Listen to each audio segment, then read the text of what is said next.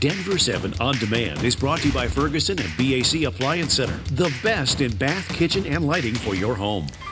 I'm Tom Mustin with the latest from Denver 7. A student becomes a hero. Wednesday, people from all ages honored high school senior Kendrick Castillo. He was just days away from graduating when he sacrificed his life to save others during the shooting at the STEM school in Highlands Ranch. Denver 7's Jennifer Kowaleski has more on how his legacy will live on. You all know his name, Kendrick Castillo. He died for us. Now, it's time for us to live for him. We will never forget this name, this smile, this hero. Very brave, selfless, full of integrity. 18-year-old Kendrick Castillo sacrificed his life to save others. A selfless and tenacious young man, loved by so many. I think the best way we can honor and celebrate Kendrick is to be more like him. I think we need to be a little more like Kendrick. We all really, really love Kendrick, but to carry on his life's message, we need to be more like him. What does it mean to be like Kendrick? It means to love hard, put others first, and be kind. That's who Kendrick was, and how he will be remembered. Kendrick was an inspiration to everyone lucky enough to know him. I could not be more proud to have known such a wonderful young man. I have learned that I need to be more like Kendrick and see joy in all of life's little moments. Kendrick was a Jeep guy, engineering whiz with a true talent for robotics and technology. We changed brakes and oil, plasti dipped rims and trim pieces, and detailed our cars almost religiously. Whenever I was able to drag him to our school dances, we always had the 2 cleanest rides. His robotics team honored him with this sign out in front of the church. One of his teachers at STEM also gave him the school's engineering award. And this year we chose Kendrick Castillo.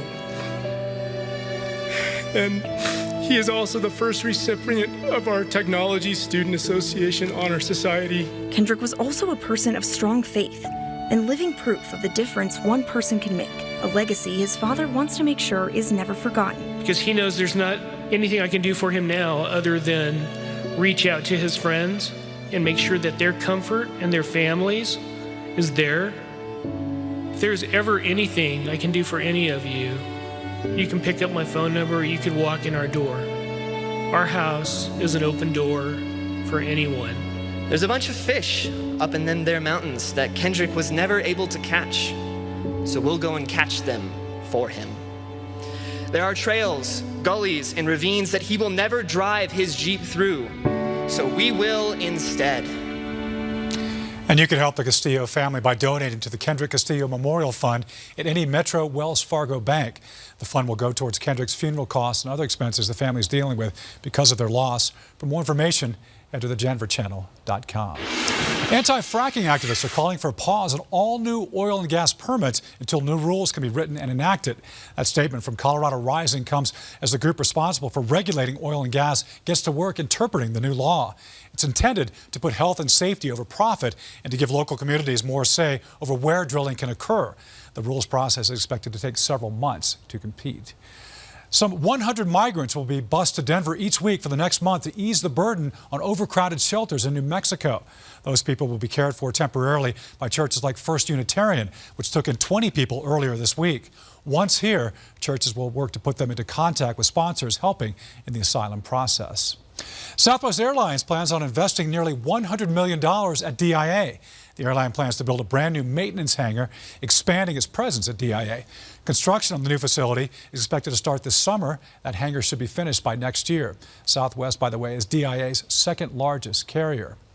Well, the city of Denver is considering a move to allow for more common consumption of alcohol in some areas. But that doesn't mean Denver would turn into the new Las Vegas Strip. Denver 7's Megan Lopez goes 360 to take a closer look on what that ordinance could allow and how other cities are doing it. Every time you pour a beer or take a sip of wine at a bar, there are rules. Rules about who can drink, how much you can have, and where you can go. There are signs up right behind us that say no alcohol beyond this point. Some states are strict, others are a little more loose. But in Colorado, it's up to cities to decide how much leeway they want businesses to have, thanks to a law that allows them to decide. Cities like Aurora have already taken the plunge into common consumption.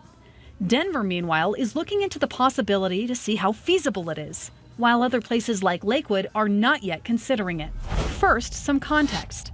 The Colorado State Legislature passed a law in 2011 to give local jurisdictions the right to create common consumption areas for alcohol. Common consumption is not the same as open consumption. So cities like Denver won't turn into the next Las Vegas Strip or Bourbon Street in New Orleans, where people can take drinks out in the street. Instead, it allows a group of restaurants or businesses to create a common area and license it so that you could drink your margarita from the Mexican restaurant, your friend could drink her glass of wine from the French restaurant.